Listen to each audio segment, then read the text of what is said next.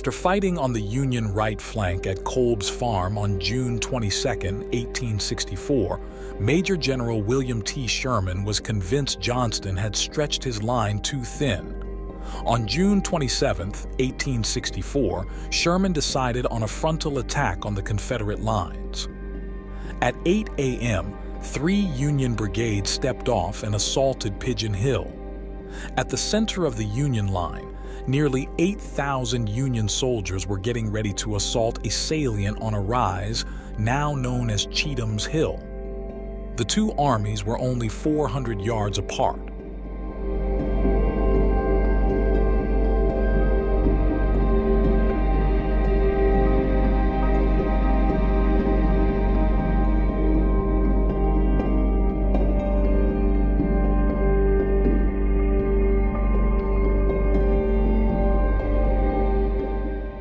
Then out spoke brave Horatius, the captain of the gate. To every man upon this earth death cometh soon or late, and how can man die better than facing fearful odds? For the ashes of his fathers and the temples of his gods. Those were the words of Colonel Dan McCook as he addressed his brigade as they were preparing to attack a well-entrenched Confederate force across this field into the infamous Dead Angle here at Kennesaw. Today, we walk in the footsteps of Colonel Dan McCook and his brigade.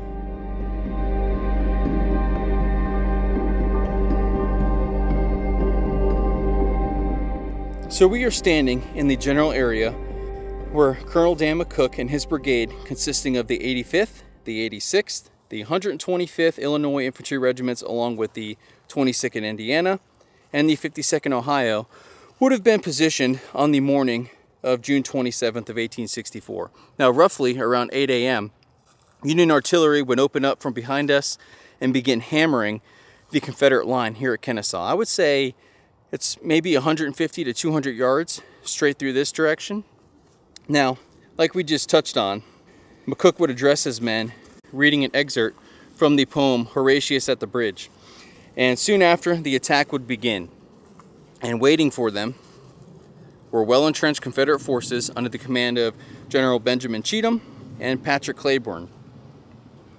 Now, something was a little different about this attack. Instead of your traditional long linear formations where you have a brigade stretched out for 100 to 200 yards, the Unions stacked their regiments. So you had a regiment in the front, a regiment behind, another regiment behind that one, and they advanced in a column formation, which is essentially you're massing your brigades towards a designated point. Now, you can overwhelm a certain fortification because you have sheer numbers, but keep in mind, when you're massed like that, you are the perfect target for Confederate artillery waiting. Our brigade was formed in column of regiments in the following order. 85th Illinois deployed as skirmishers, 125th Illinois, 86th Illinois, 22nd Indiana, 52nd Ohio. 5 regiments, not quite 1,800 men. We were to strike the circular bend of the works or the lower end of the fishhook. Just as the batteries ceased firing, we dressed our lines into column. Sergeant Nixon B. Stewart, 52nd Ohio. So one thing you really have to consider when you come to these battlefields is the terrain and the tactics of the time. 8 a.m. the bombardment starts. When the bombardment's over, we're going to begin our advance. Now keep in mind the military doctrine of the time and advancing in these formations here. And think about the terrain. We're kind of going downhill now. And think about some of the trees in this area. Now, I think it's pretty safe to assume that a lot of the trees would have been cut down to construct fortifications and things of that nature in this general area. But look at the uneven terrain here and think about how that would slowly start to break up your formations. And we're going to continue our advance towards the dead angle here. All right, so we made it to our first obstacle here, and they have these convenient footbridges for modern day traffic, but McCook's brigade went through this. So imagine we're going through this type of terrain here, what it's going to do to our formations and our command and control. I'm going to pan to my right here and think about how this is going to delay us getting back in formation as we continue our assault here. So one thing I failed to mention, which I should have mentioned earlier, but to our left, you had the brigade of Charles Harker, and his forces were advancing in this general direction. Here were McCook's brigade advancing in this general direction. And to our right, you had Colonel John Mitchell's brigade advancing in this general direction here. So we have another little creek here. McCook's men advancing, hopefully trying to dress their formations as best they can. Apologies for the footage if it's a little shaky, but keep in mind we're trying to keep this as accurate as possible to really drive home what these men went through. Now, right here we are entering a clearing, okay? So I believe at the time of the battle this was a wheat field. I don't know the exact size of it, but if it was a little bigger. But here we are, and this would have been a wheat field. Now, something interesting from this portion of the line here that I want to show you. So, before us here is the Illinois Monument. Now, that's not the Confederate line. The Confederate line is about 50 yards behind that monument there. So, if you think about it, in this field here, we are pretty safe from at least small arms fire. Now, I can't speak on Confederate artillery. They would have been hammering this general area. But as far as the Confederate infantry behind that monument there, they can't shoot us. But remember, in turn, we can't shoot them yet.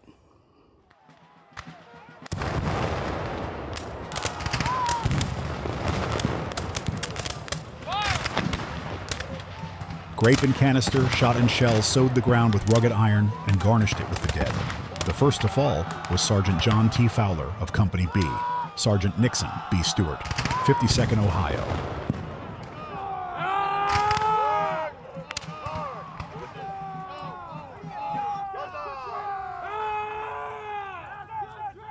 All right, so here we go. We have entered what would have been the wheat field at the time of the battle.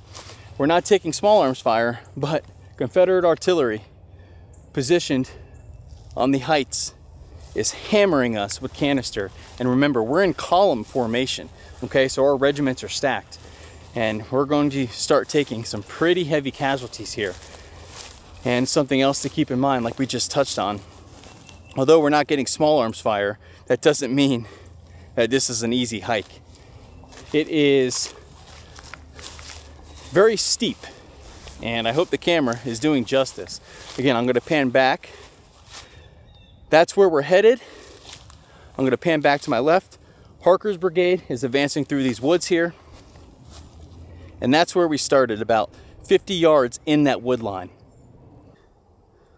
All right, so we're making progress. I just want to reorient you. That's where we emerged from the wood line, made it across this field, and there's an account from Sergeant Nixon of the 52nd Ohio stating that they encountered rifle pits near the base of the hill here, and they took some prisoners. But they also encountered Confederate fortifications designed to break up formations, just like the terrain has back this way. So they encountered the Civil War version of barbed wire called abattis, and it was pretty thick in this area, and they had to wait until pioneers, or engineers you can say, had to come up with axes and other means and begin hacking their way through this 19th century version of barbed wire here. And we're still out of small arms fire. The Confederate position is 50 yards behind this monument here.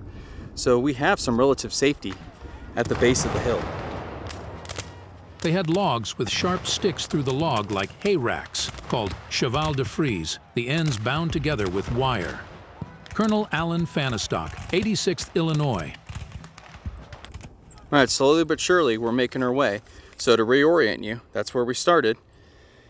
And we are just coming into view of the Confederate works here. So let's imagine something. You have thousands of Union troops appearing in front of these works. And this is when the killing starts here at the dead angle. Again, you had Harker's brigade making their way up in that general direction.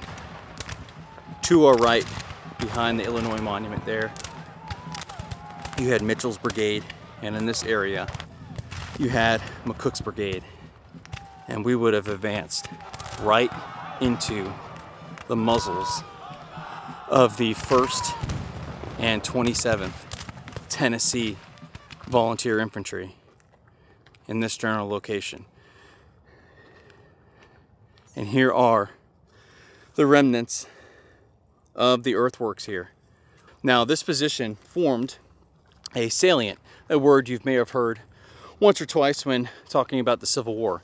And what it essentially means, when you simplify it, it's a protrusion from the line. So the line essentially sticks out in this area and it curves back this way. So essentially, if you're attacking a portion like this, you want to overwhelm it with manpower because there can only be so many rifle muzzles on a given position here.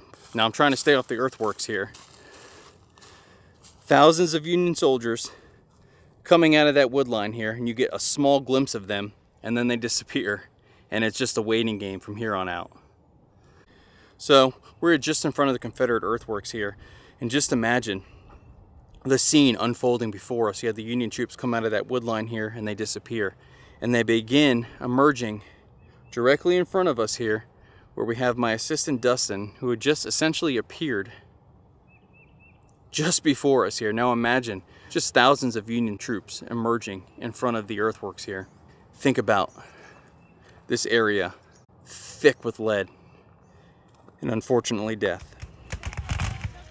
The ground in front of us was literally blue with Yankees. Their advance column reached our breastworks and planted their flag on them, but the resistance of our men was so determined that they did not dare to come over. Only the breastworks divided the two armies. We had the advantage of having a headlog on our side of the works, and the enemy were crowded so thickly that a shot from our men could not fail to hit somebody. Captain James Hall, 9th Tennessee Infantry. The enemy came within 5 feet of our breastworks, and the slaughter was terrific as our troops literally mowed them down. Captain Robert Davis Smith. So we're moving a little farther down the line here, where Colonel Dan McCook's forces were engaging the Confederates entrenched right here. Now there's an account that says McCook would make the top of this breastwork here start kicking the headlog, which was used to cover and conceal the head of the infantryman behind the earthworks here. And he would start kicking the headlog, and he would say, "Come on, boys, the day is won." And moments after that, a Confederate muzzle would be put into his chest and the trigger was squeezed, and Colonel Dan McCook would fall seriously wounded in this location right here. Now, I've also read that McCook made the top of the earthworks here, began kicking that headlog, and he would demand, "Surrender, you damn traitors." And then that Confederate muzzle placed 4 inches below his collarbone, and it was fired where he would fall. Colonel Dan McCook would succumb to his injuries on July 17th of 1864. Now, moments after Colonel Dan McCook would fall mortally wounded here, Colonel Caleb Dilworth of the 85th Illinois would assume command of the brigade. Moments later, he would be wounded. Column after column of Federal soldiers were crowded upon that line. But no sooner would a regiment mount our works than they were shot down or surrendered. Yet still the Yankees came. It seemed impossible to check the onslaught. Private Sam Watkins, 1st Tennessee Infantry. So we're moving back towards where the Illinois Monument rests. And the soldiers that managed to survive this initial attack pulled back just behind this rise here. And like I said earlier in the video, we're about 40 to 50 yards from the Confederate line. Now, the soldiers that pulled back to this location, they essentially became trapped here. They didn't have the numbers to form another assault. And I don't think even if they did have the numbers, they probably wouldn't want to. And second, they couldn't retreat across this field because of the Confederate artillery. So they were trapped here, no food, no water, little ammo, and their comrades lay dead and dying in the works in front of them. And they were stuck here for 6 days. And on July 3rd, Union troops began constructing this mine that you're seeing before us here. And the goal was they wanted to mine underneath the Confederate works, blow them up, and punch a hole right in the center of their line. Something that you've heard of before. But before this mine was completed, the men defending Cheatham's Hill, or the Dead Angle, pulled back.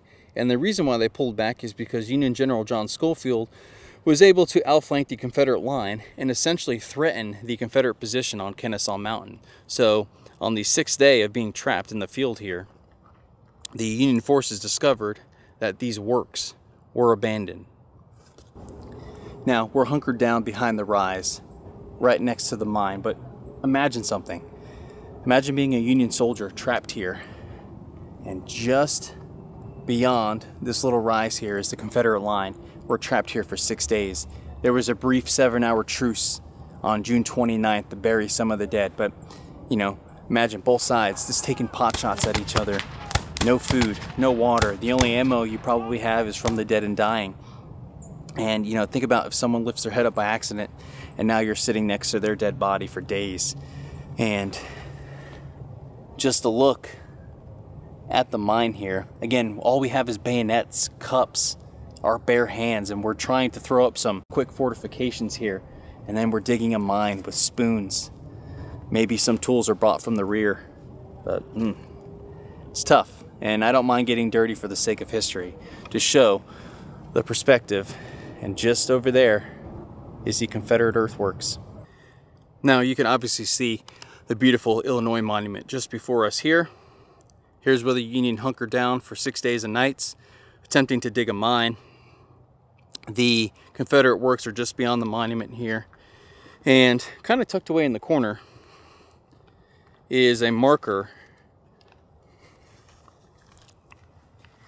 marking the spot of Captain S.M. Neighbor, and he was in Company D of the 52nd Ohio, and he fell in this general location. And right there is the Confederate earthworks.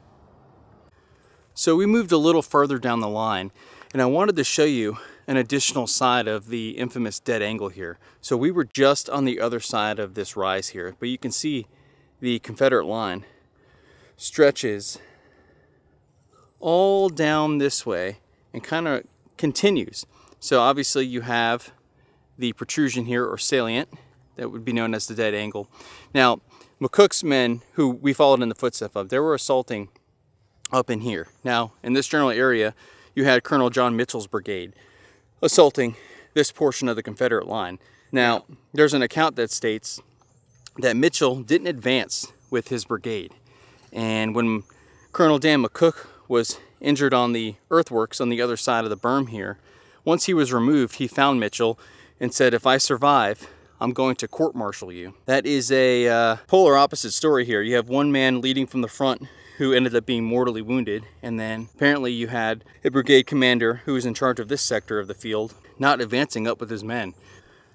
So we've continued down a little farther. We were just right here, and we were showing how the Confederate line kind of wraps around this general area, but right here is an unknown soldier who was killed here on June 27th of 1864. Now, the interesting thing about this gentleman is his remains were uncovered in 1934 by the Works Progress Administration. They were here, I believe, doing some restoration work on the trail system, where they discovered his body. Now, typically following a battle, many of the soldiers are hastily buried, and then when there's time, they're re-exhumed and either brought to national cemeteries, or what would be national cemeteries, or they be re-exhumed and brought home.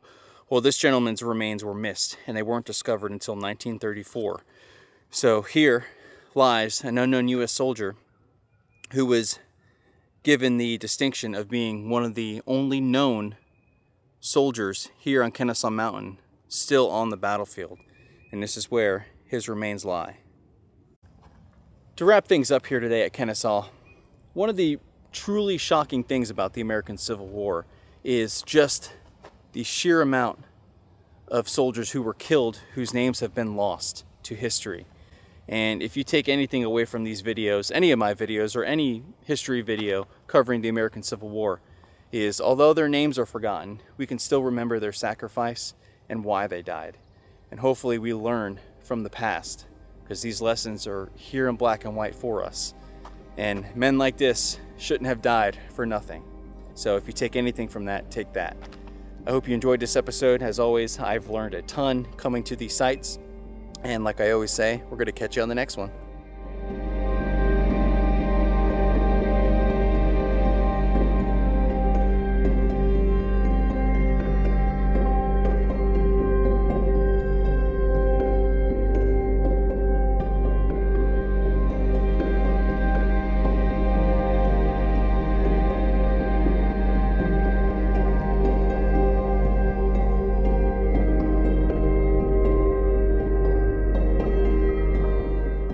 Despite the carnage, acts of humanity were present.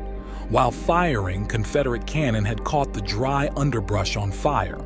This fire spread and threatened to engulf wounded Union soldiers just in front of the Confederate line. Seeing this, Colonel Will H. Martin of the 1st Arkansas Infantry cried out, "Boys, this is butchery. Cease firing and help get out those men." Colonel Martin's actions would save the lives of many Union soldiers in that incident.